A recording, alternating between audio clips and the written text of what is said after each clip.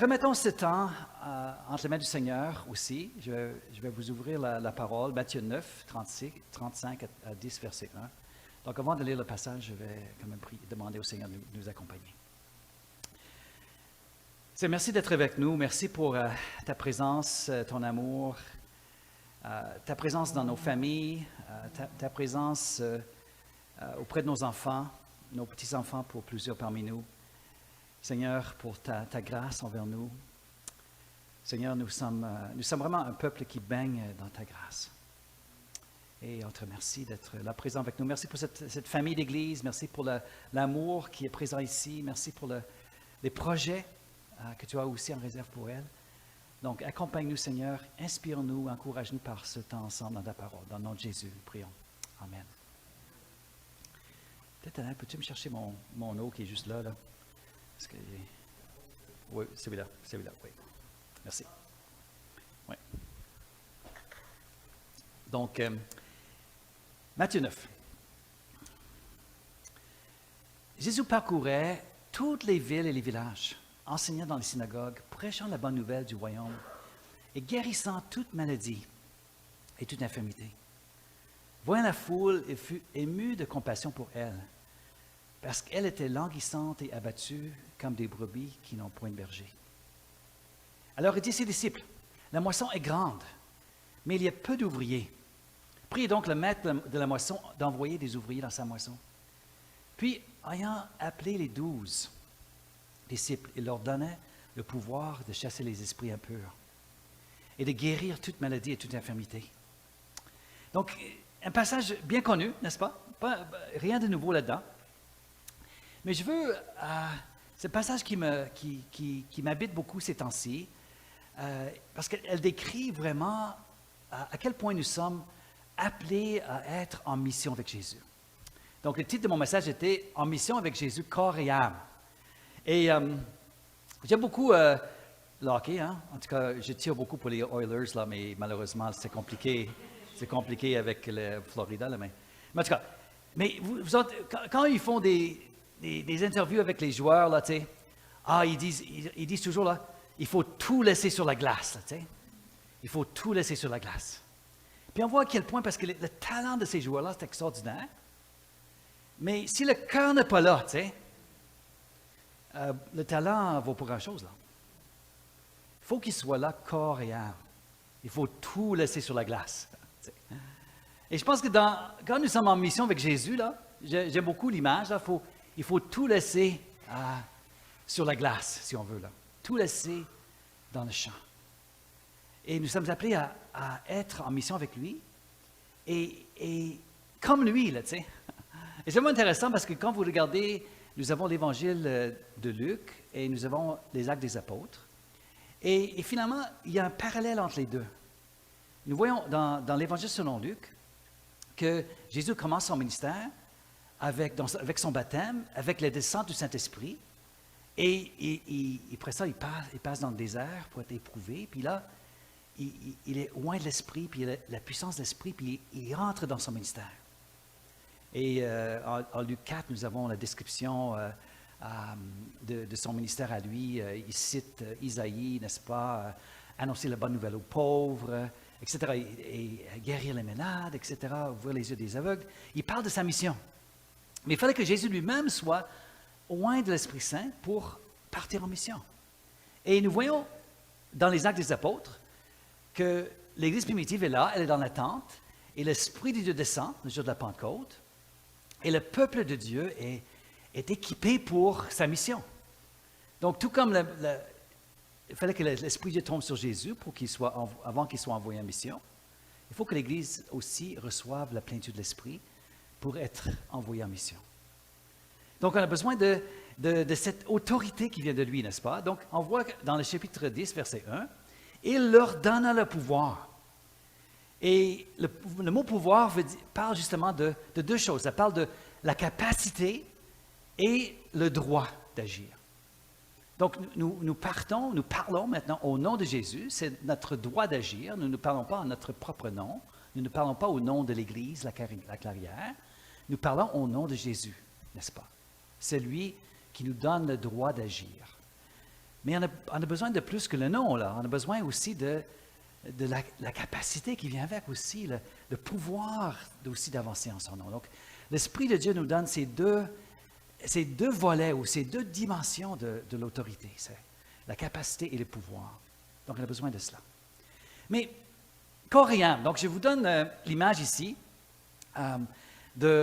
finalement du corps. Je prends effectivement l'image du corps, les membres du corps que nous avons, partie du corps. Et on voit qu'il faut que chaque partie de notre corps soit loin de Dieu si nous allons partir en mission avec lui. Donc, on voit très bien dans ce passage, on commence avec nos pieds qui nous font avancer un peu. Ça avance-tu? Non? OK, mais de toute façon, le prochain diapo, là, ça avance pas? OK. Donc, on commence avec nos pieds. Donc, les différents membres du corps qu'on va voir, là, nos pieds nous font avancer, notre langue proclame la vie, nos mains apportent la guérison, nos yeux voient les besoins, notre cœur ressent le brisement et nos têtes reçoivent l'onction. Donc, on va voir les différentes parties du corps qui ont besoin justement de recevoir l'autorité. Donc, on commence avec nos pieds. Donc, que faisait Jésus, là? Il parcourait toutes les villes et tous les villages. Donc, Jésus était en mouvement. Et quand nous sommes appelés à partir en mission, il faut que nous soyons en mouvement. Jésus parle justement dans l'ordre suprême, le grand mandat, aller faire de toutes les nations des disciples, n'est-ce pas, de toutes les nations. Donc, si nous allons faire des disciples de toutes les nations, il faut aller vers les nations, n'est-ce pas? Il faut être en mouvement, là, pour que, si on veut accomplir la mission que Jésus nous donne. J'aime beaucoup faire du vélo. Donc, après l'hiver, là, j'en ai besoin, là. Mais pendant les mois d'hiver, j'installe mon vélo dans le sous-sol. Et j'ai un stand, là, un support là, pour mon vélo, là, puis je fais du vélo sur place. Là. Oh, j'aime pas ça. C'est plate, hein? Tu dépenses beaucoup d'énergie, là, et tu vas nulle part, tu sais. Et tu vas nulle part. Mais j'ai peur que l'Église aussi, là, en général, on dépense beaucoup d'énergie. Mais il me semble que des fois, on ne va pas loin, là, tu sais. Et ça a été un grand danger pour l'Église dans toute son histoire. Que toutes nos énergies sont dépensées à l'intérieur de nos murs et nous faisons très peu à l'extérieur de nos murs. Tu sais. Et finalement, on ne va pas loin, là. Tu sais. Mais c'est sûr que la mission que Dieu nous donne nous appelle à élargir notre cercle d'influence, aller de plus en plus loin, à avoir toujours un nouvel horizon que Dieu a pour nous. Là, tu sais. Le danger est là qu'on devienne des chrétiens sédentaires, tu sais, d'être enfermés dans nos cercles, de se contenter de us four no more, tu sais, nos quatre, pas plus, là, tu sais, et d'avoir ce regard tourné vers l'intérieur. Mais Dieu nous appelle à être en mission, à parcourir toutes les villes et tous les villages. C'est vraiment intéressant de se promener au Québec, là. En tout cas, j'ai eu le privilège d'accompagner l'Église à Rimouski, donc faire descendre dans le de Gaspésie, puis parcourir les villages. Et mon épouse et moi, on a pris le temps quand même de sortir un peu, de voir les villages de l'extérieur. Et quand je passe par un village, toujours des noms Sainte Trinité, tout ce que tu veux. Mais je dis, Seigneur, est-ce qu'il y a un témoignage pour toi dans ce village? Est-ce qu'il y a des enfants de Dieu dans ce village qui témoignent pour toi? Tu sais? Et je pense à cette image, Jésus parcourait toutes les villes et tous les villages. Parce qu'il voulait que sa mission soit accessible à tout le monde. Là, tu sais. Et vraiment, quand on voit le mandat de faire de toutes les nations des disciples, Jésus désire vraiment que sa parole, sa bonne nouvelle soit connue par toutes les nations. Et vous savez qu'on a encore beaucoup de travail à faire, hein, dans ce sens-là. Et juste pensons à la population musulmane, qu'on entend beaucoup parler, là, tu sais. Il y a une statistique qui me trouble là, maintenant. On dit que 9 musulmans sur 10, 9 sur 10, 90% là, ne connaissent même pas un chrétien. Et si les choses ne changent pas, ils vont passer toute leur vie sans jamais rencontrer un chrétien. Et peut-être c'est mieux parmi les hindous, là, tu sais. La population en Inde, surtout. 85% de la population en Inde, c'est la population hindoue. Les mêmes chiffres. 9 hindous sur 10 ne connaissent même pas un chrétien. Et probablement, si les choses ne changent pas, ils vont vivre toute leur vie sans jamais rencontrer des chrétiens. Je me souviens très bien quand nous sommes arrivés ici au Québec, jeune couple, 85, ça va faire 40 ans, là. Wow! Et on restait en appartement, et notre appartement était, notre condo était la propriété justement des propriétaires étaient sikhs. Tu sais, avec les turbains, là. C'est une religion hindoue qui sort un peu le mélange entre l'hindouisme et l'islam. C'est bizarre un peu là, comme religion, là, mais c'est quand même intéressant. Ils ont beaucoup de bons principes, beaucoup vraiment une bonne vie, ces gens-là. Et j'ai demandé à la propriétaire, à la madame, là, mais là, vous avez grandi en Inde, dans le Punjab, justement, d'où viennent les Sikhs. Est-ce que vous avez connu des chrétiens chez vous, là? Puis c'est mes pensées, là. Ah oui, je me souviens, là, une fois que j'ai croisé un couple de la Grande-Bretagne, là, dans une des villes, quand j'étais jeune. Wow! Pour elle, là, elle n'avait aucun point de repère culturel pour un chrétien de sa culture. Aucun. Aucun chrétien de son vivant, là, de toute son expérience d'enfance, là. J'ai jamais rencontré des chrétiens dans le Punjab, en Inde. T'sais. Mais comment ils vont croire? Comment ils vont croire si jamais il n'y a personne qui est là pour leur prêcher? S'ils ne voient pas de chrétiens, comment ils peuvent connaître l'amour de Dieu? S'il n'y a personne qui est là pour leur prêcher l'Évangile. Là, donc, on a du travail à faire. On a encore beaucoup de nations à parcourir, n'est-ce pas, avec l'Évangile. Il y a des grands besoins. Donc, il faut que nos pieds, n'est-ce pas, nos pieds soient loin pour qu'on avance dans sa mission. Et juste à penser ici, nos voisins, là, nos amis au travail, là, je sais que quand j'étais jeune pasteur, on avait une femme dans l'église qui travaillait pour Vidéotron à Montréal. Et elle travaillait dans les ressources humaines, donc elle connaissait finalement les dossiers de presque tous les employés de Vidéotron, là, 700 quelques. Là. Et selon elle, là, elle pensait qu'il y avait peut-être 3 ou peut-être 4 chrétiens sur les 700 dans sa compagnie. Là. Wow! Ça, c'est le Québec, là. Et j'espère que ça a changé, là. Mais je pense qu'avec la venue de nouveaux Canadiens, là, de nouveaux Québécois, là, heureusement, il y a beaucoup plus de chrétiens parmi la population immigrante, heureusement, que nous vivons, nous expérimentons dans nos églises. Ça nous a beaucoup aidés dans nos églises, n'est-ce pas? Mais il y a encore du travail à faire au Québec. Tu sais. Et je pense à mes voisins, je vous ai parlé souvent de mes voisins. Combien de mes voisins connaissent vraiment la clarté de l'Évangile? Tu sais, combien ont vraiment compris la bonne nouvelle de Jésus-Christ? Tu sais? Pas assez, c'est sûr. Donc, nos pieds. Notre langue, notre prochaine... donc, que faisait Jésus? Il enseignait et il prêchait la bonne nouvelle. 2 choses qu'il faisait. Donc, enseignement, prédication, guérison. C'est les 3 volets de son ministère. Tu sais. Et l'ordre n'est pas une simple coïncidence. On voit que l'enseignement et la prédication commencent c'est en priorité avant la guérison. Intéressant. Hein? Et on voit que dans le message de Jésus, sa première priorité était son enseignement et sa prédication. Et c'est sûr que la guérison était là, mais plus Jésus avançait dans son ministère, moins la guérison jouait une place centrale. Plus il passait de temps avec ses disciples pour l'enseignement.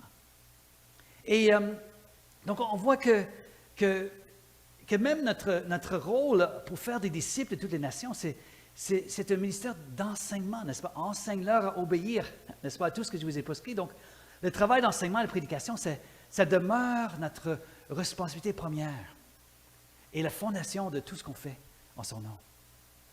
Donc, les deux volets, là, n'est-ce pas? Nous avons l'enseignement et la prédication. Et dans l'enseignement, on pourrait dire que là, nous dévoilons le cœur, la vérité de qui est Dieu, de qui est Jésus-Christ, de qui est l'être humain. C'est quoi le plan du salut? Il faut connaître ces choses, n'est-ce pas? Il faut savoir comment communiquer l'Évangile avec les gens et comment corriger les mensonges qui se promènent de toutes parts, n'est-ce pas? Sur Dieu, toutes les fausses conceptions là, qui existent au Québec. Il y en a tellement là. Je me souviens, mon plombier, là, Alain, c'est un gars qui a quand même fait sa maîtrise avant de quitter un peu l'ingénierie pour aller dans la plomberie. Là. C'est un gars, je l'aime beaucoup, il est vraiment terre à terre, beaucoup de bonnes valeurs, il aime beaucoup sa famille, il fait travailler ses garçons avec lui dans sa compagnie. Là. Je l'aime beaucoup, Alain. Et on a souvent des conversations intéressantes. Là. Et mais il sait que je suis pasteur, puis il n'en sait absolument rien sur la foi chrétienne. On dit, oui, les protestants, là, c'est pas Henri VIII, là, puis ses femmes, là. Et, mais regarde, c'est un gars qui a fait sa maîtrise, là, à l'université. Donc, c'est pas un gars qui, la campagne, là, tu sais, éloigné de la civilisation, là.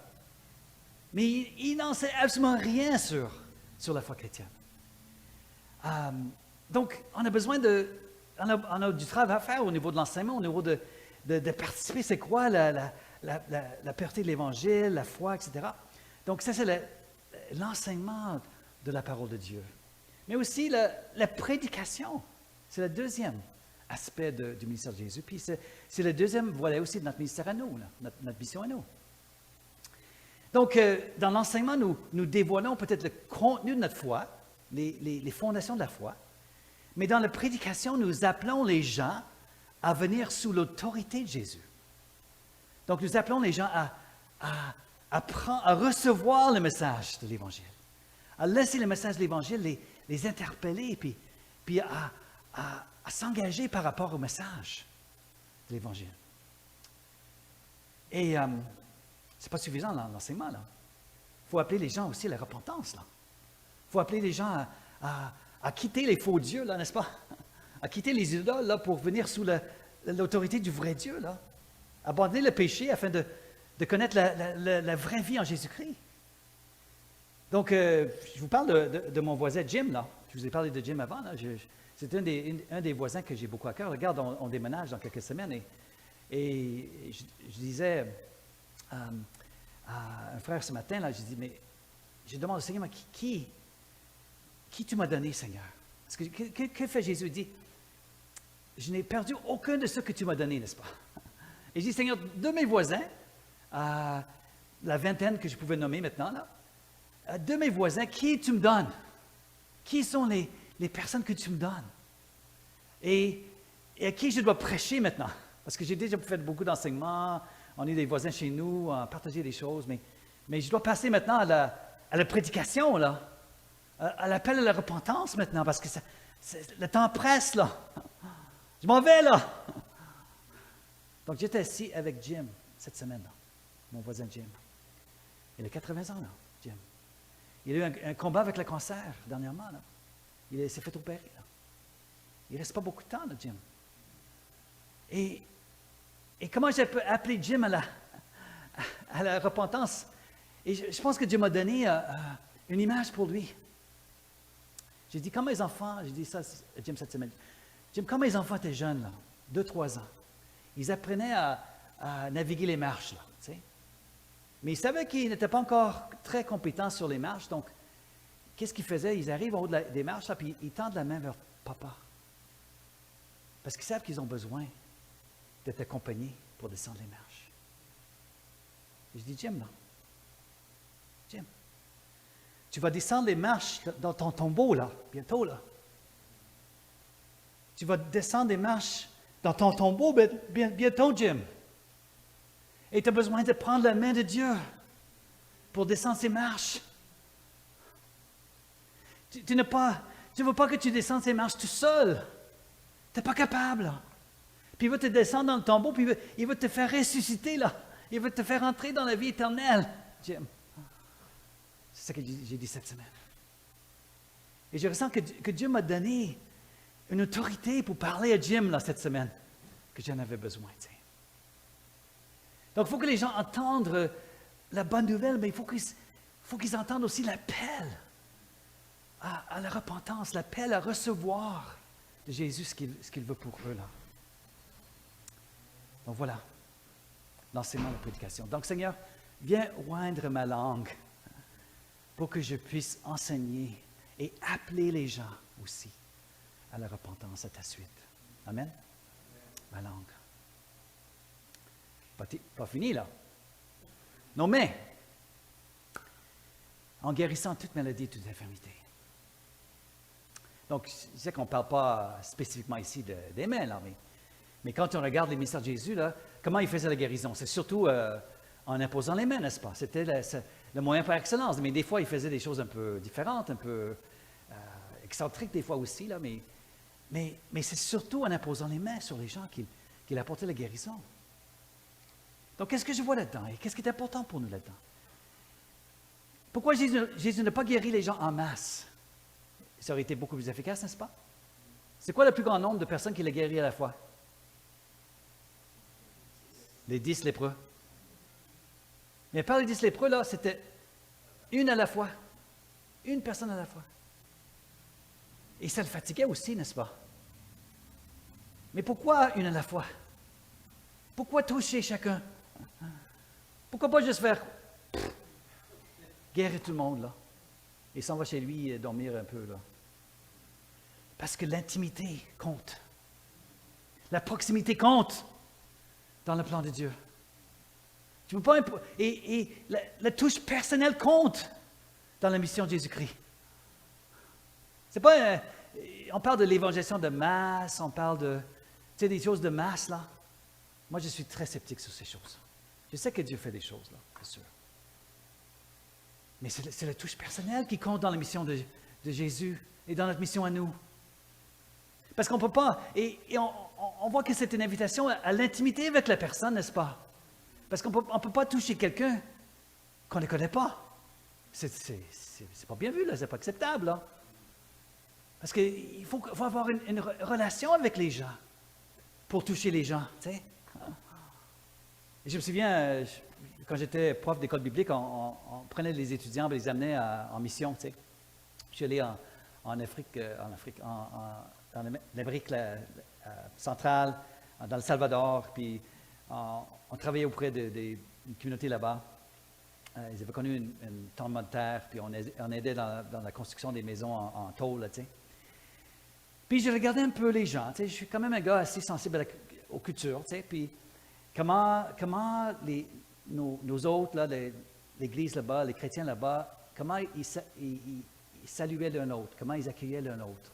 Puis je voyais que les hommes embrassaient la femme, mais sur juste une joue, pas sur deux. Là, tu sais. J'ai dit, OK, juste sur une joue. Donc, quand je me suis présenté, je me suis avancé pour donner la joue là, à la femme, pour qui on allait construire sa maison. Là. Puis,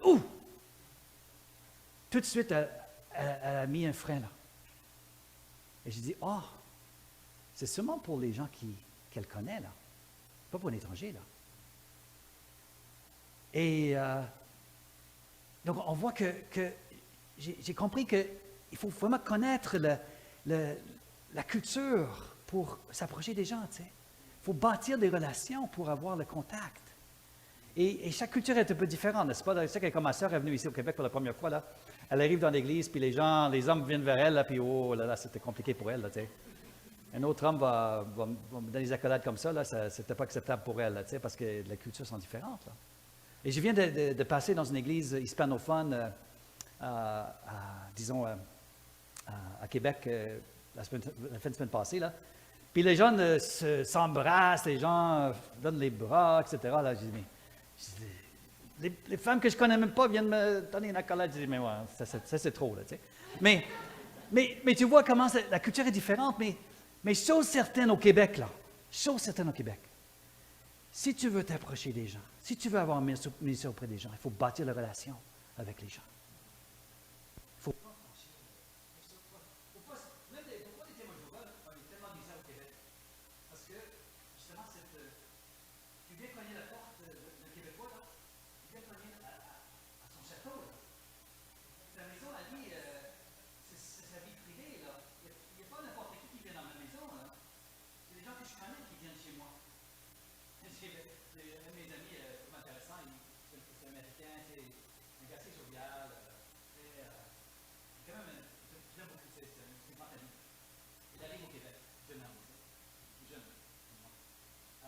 Et il a dit, oh, je vais inviter mes voisins chez moi pour les connaître, c'est un peu comme à l'américain, tu sais, vraiment du sud, tout ça. Et là, les Québécois viennent, ils viennent chez lui, là, puis quand c'était qu'il y a des gens qui étaient un peu mal à l'aise, là, tu sais. Puis après la soirée, les gens sont venus, ils étaient polis, tu sais. Puis quand il avec ses voisins, et un des voisins dit à mon ami, il a dit, on lui a dit, il me semble que vous étiez un peu mal à l'aise.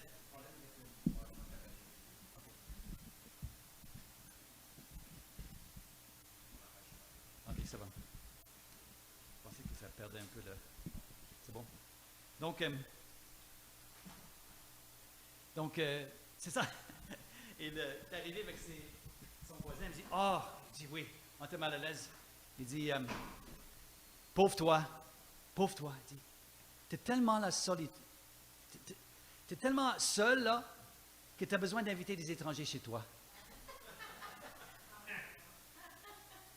Donc, pauvre toi, là, tu sais, t'es tellement, là, ta famille te manque tellement que tu invites des étrangers chez toi.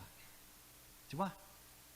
Parce que ce pas des étrangers qui viennent chez toi, là, au Québec, là. Il faut bâtir des relations avec les gens pour qu'ils viennent à ta maison. N'est-ce pas? Donc, le côté relationnel est important. Donc mon voisin Patrick, là, tu sais, il vient de vivre une tragédie familiale. Son beau-frère, que je connaissais aussi, qui était aussi, vient imagine, il s'est noyé pendant qu'il était dans le sud avec ses garçons. Tragédie. Et donc, je suis allé voir la famille, Laurie et moi. C'est des voisins que je connais.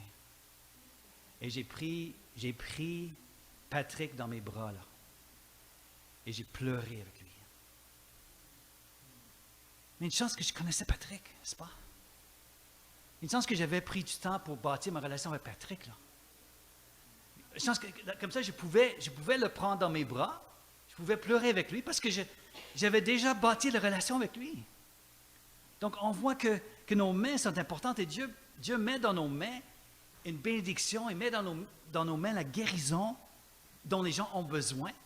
Mais c'est à nous de bâtir cette relation avec eux pour qu'on ait l'autorité de leur donner justement ces accolades dont ils ont besoin, cette proximité qu'ils ont besoin, tu sais. Donc, on a vraiment besoin justement de que Dieu oigne nos mains, là, tu sais, pour qu'on puisse toucher les gens en son nom. En tout cas, c'est juste, nos mains sont importantes, n'est-ce pas? Donc, on a perdu, là, vous ne pouvez pas avancer, mais nous passons des mains, prochaine diapo. Prochaine diapo, à nos yeux. D'accord? Donc, après nos mains, on a aussi que Dieu oigne nos yeux aussi. Donc, Jésus, voyant la foule, fut ému de compassion pour elle. Donc, quand Jésus voyait les gens, ce n'était pas un regard indifférent, n'est-ce pas? C'est un regard où il voyait le besoin des gens. Qu'est-ce qu'il a vu? Il a vu des brebis délaissées, languissantes, abattues, n'est-ce pas? Donc, il a vu la vulnérabilité des brebis, il a vu le danger dans lequel elles vivaient. Et cette image de brebis sans berger, c'est une image quand même saisissante. Parce que vous savez qu'une brebis n'a aucun sens d'orientation.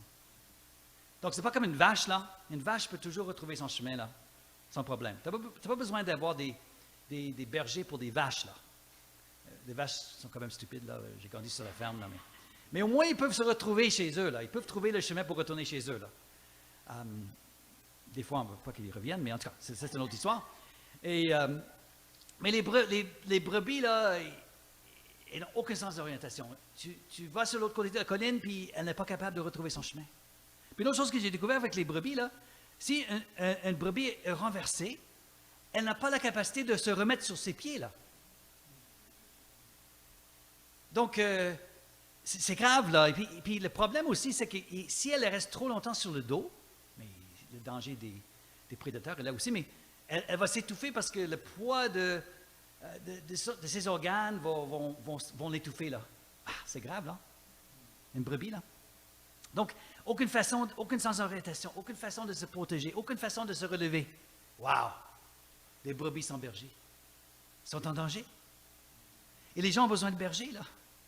Les gens les prédateurs menacent les gens, n'est-ce pas? Ils ne sont pas capables de retrouver le bon chemin dans la vie. Ils tombent, mais comment ils vont se relever, ces gens-là? Comment ils vont se relever? Ils ont besoin de bergers. Donc, on a besoin, Seigneur, ouvre mes yeux pour qu'on voit les gens comme toi tu les vois. Et Seigneur, donne-moi tes yeux pour voir les gens comme toi tu les vois. Donc, on a besoin de prier que Dieu oigne justement nos yeux, que l'onction sur nos yeux qui est tellement importante. Donc, on n'a pas terminé là. On a une dernière,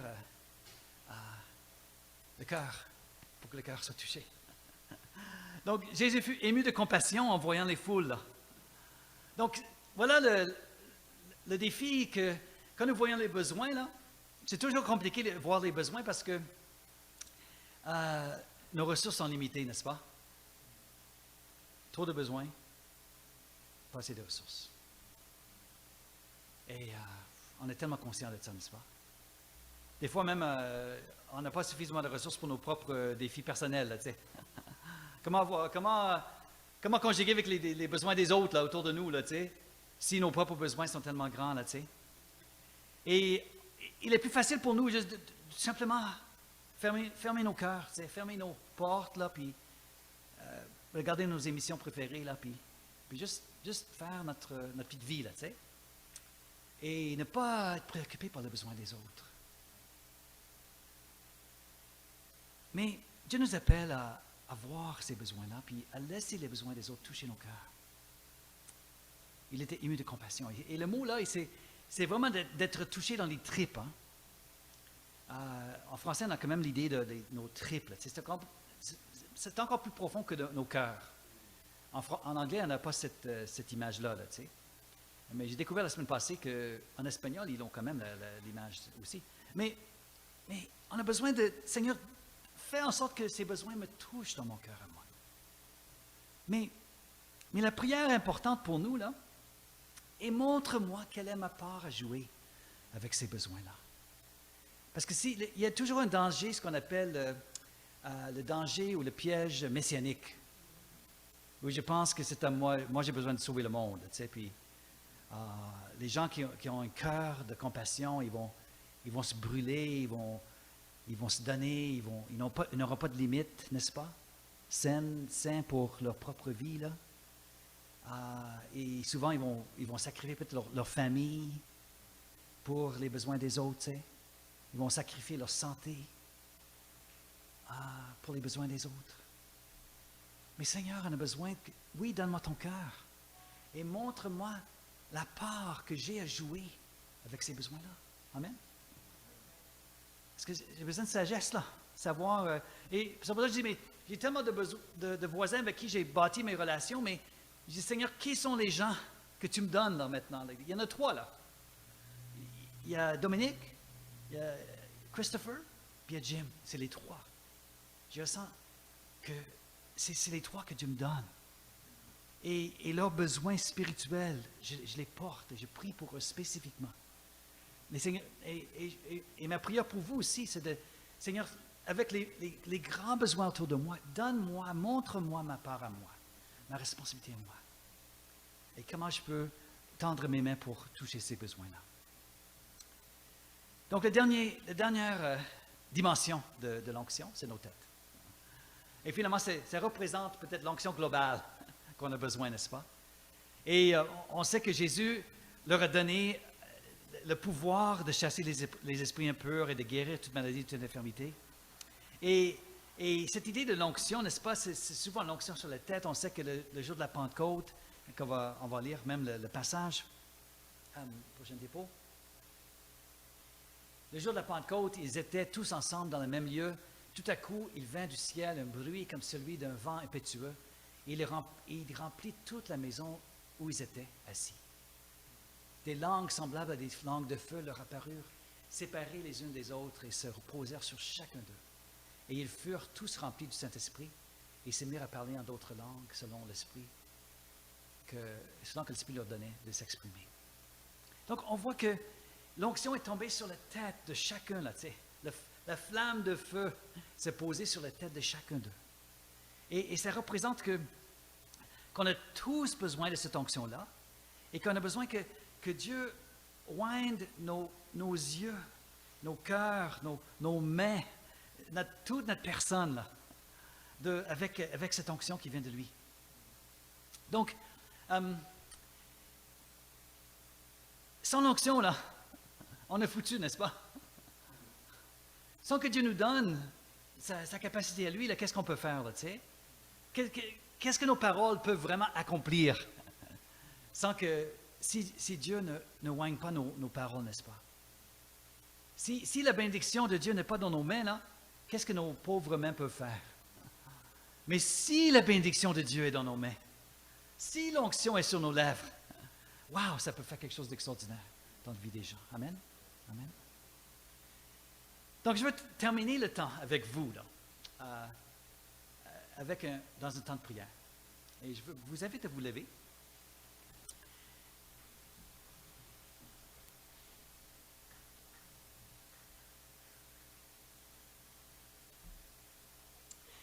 Et ce serait une prière un peu dirigée de ma part, mais je vous invite à prier avec moi. Et je sais qu'à notre âge, on n'est plus capable de toucher nos pieds, là, mais pensez vos pieds, là. Tendre vos mains vers vos pieds, là, pour commencer. Et laissez-moi vous guider dans cette prière. Seigneur, nous voici devant toi. Seigneur, je connais cette Église, je sais qu'elle veut être une Église en mission avec toi. C'est l'Église La Clairière, elle veut briller pour toi. Mais Seigneur, je pense à nos pieds. Et je tends mes mains vers mes pieds maintenant.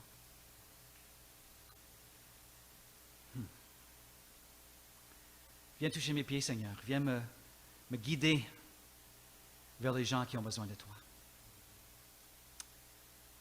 Viens me montrer les personnes vers qui je peux aller, Seigneur, pour leur parler de toi.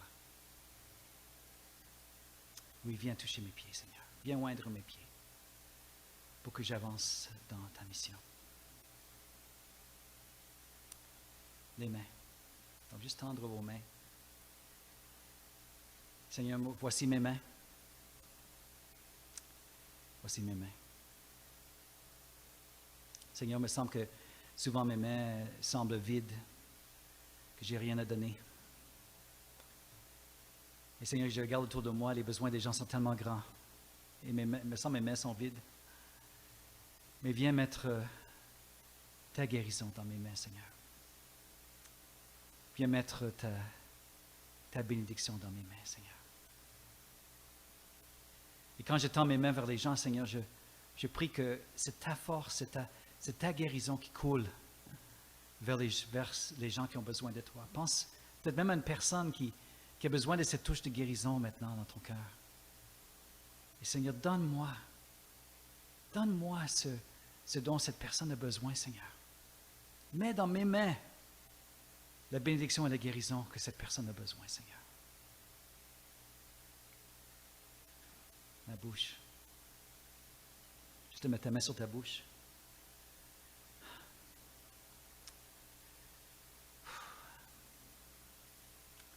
Je ressens, Seigneur, combien j'ai besoin de cette onction sur mes lèvres maintenant, sur ma langue. Je veux savoir comment parler avec Christopher, avec Dominique, avec Jim. Je pense à des personnes qui ont besoin que Dieu te mette sur ton cœur aussi, qui ont besoin d'entendre parler de toi. Viens oindre mes lèvres, Seigneur. Viens me donner ces paroles dont j'ai besoin. Viens me donner le courage aussi d'appeler la personne à la repentance aussi. D'appeler la personne à quitter ses idoles pour venir sous ton règne à toi. Oui, viens oindre mes lèvres, Seigneur. Oui, Père. Mes yeux. Oui, Seigneur. Donne-moi tes yeux. Tout premièrement, pardonne-moi, Seigneur, d'avoir regardé des choses qui ne sont pas dignes de toi. Seigneur, d'avoir peut-être même eu peut-être un regard de dédain sur les autres ou de jugement sur les autres, Seigneur. Et donne-moi tes yeux d'amour pour les gens autour de moi. Ouvre mes yeux pour voir ce que toi tu vois. Quand tu vois les foules, quand tu vois les personnes de mon passage, quand tu vois les personnes dans mon voisinage, quand tu vois les personnes dans mon travail, Seigneur, donne-moi tes yeux pour eux, Seigneur, je te prie. Pour que je les vois comme toi tu les vois. Mon cœur.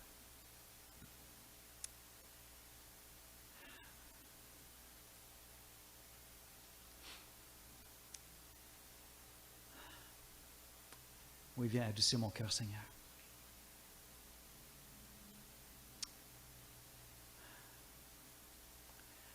Viens mettre dans mon cœur cette compassion pour les gens.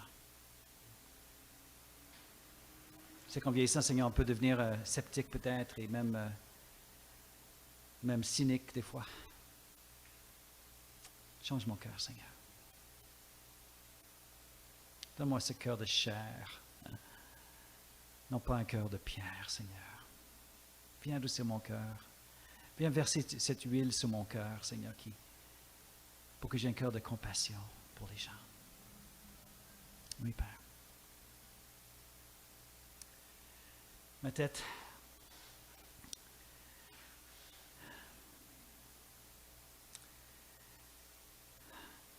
Oui, toute ma personne, Seigneur, a besoin de cette onction, Seigneur, sur moi. Sans que tu viennes me déverser ton esprit sur moi, qu'est-ce que je peux faire? Et Seigneur, je prie que cet esprit tombe sur cette Église et que ton feu descende sur chaque personne, chaque tête, Seigneur, pour que chaque personne ici reçoive l'onction qu'ils ont besoin pour la mission à laquelle tu les appelles, Seigneur. Et je prie toutes ces choses dans le puissant nom de Jésus pour ta gloire. Amen.